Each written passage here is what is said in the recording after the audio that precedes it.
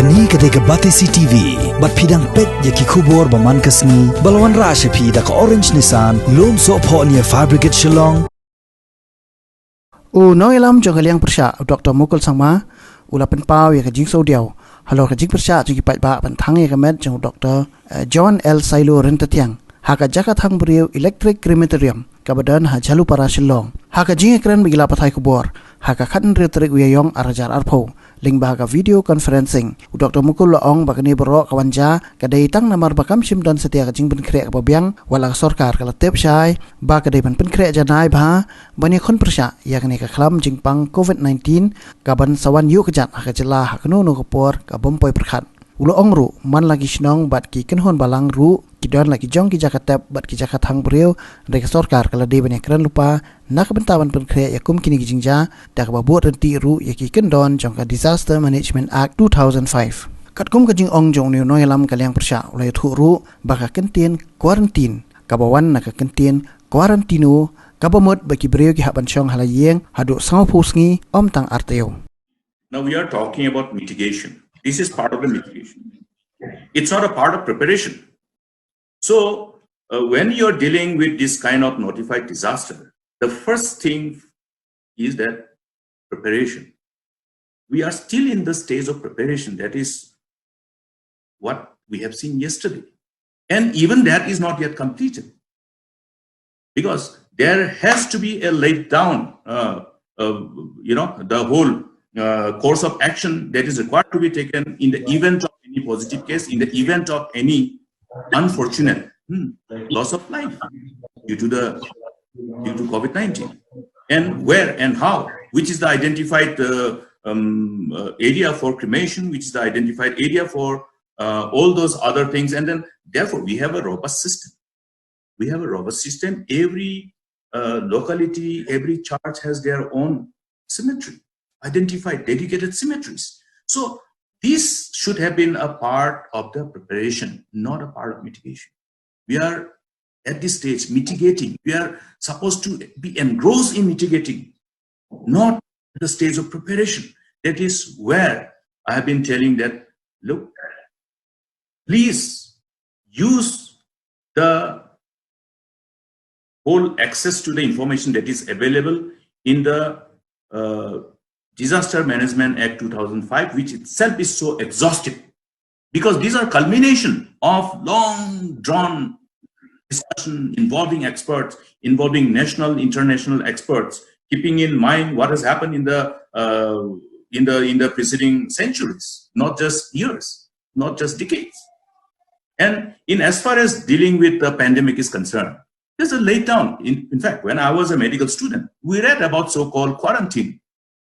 When there is an infectious disease and there is a likelihood of the infectious disease from other nations coming to your nation, country, entering your country, then what are the measures? One of the measures referred to for all the professionals is the quarantine. Quarantining such people who have traveled or visited those countries where the outbreak has taken place.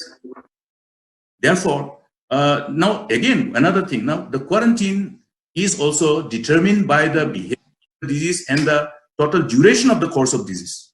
Now, I don't know, I really don't know who have said that it is only 2 weeks, which is enough for quarantining people. You know, the word quarantine came from the word quarantino. I think if we look at the origin of the word, then we know quarantino refers to 40. It was always for 40 days, because in the past, we're talking about 1344, 1377. We're talking about those centuries back when nations have resorted to do quarantining, because 30 days, earlier it was for 30 days. Then they realized that, okay, 30 days is never enough. Therefore, 40 days. That's why the quarantino, from where we start using quarantine. When you're saying quarantine, we are not quarantining anybody yet. Quarantine means 40 days of isolation. So therefore, it's a question of isolating people for a certain period of time. And that certain period of time should commensurate to the total course of the disease, starting from the time of infection till the manifestation of symptoms and till a person recovers. You look at number of patients who are number of rather very important people, including people like Prime Minister of UK, the wife of Prime Ministers of Canada, okay, the members from the royal families. Nobody is spared. The virus only probably looks at human, not at the color, not at the economic or social status. And since we have been following this, you know, when was the Honorable Prime Minister of UK tested positive? And when was he released from the hospital? He's still recovering in his residence. That means he's not yet free from virus. So look at the duration of the disease. And another important aspect which I have shared just at the initial part of my interaction is that the input that we're receiving from other countries who are dealing with this COVID-19, that even the patients who have recovered, they have tested positive again. We're talking about that China and Korea, South Korea. So therefore, what I'm saying is that we're still learning about this, and therefore, let us not jump into conclusion that 14 days isolation is enough. It is not enough. And another important thing, I would like to really urge upon everybody. I request all our friends, let us be careful in stigmatizing this disease. This disease is like any other viral disease, like cold cough, like influenza. The only thing is that it is a new disease.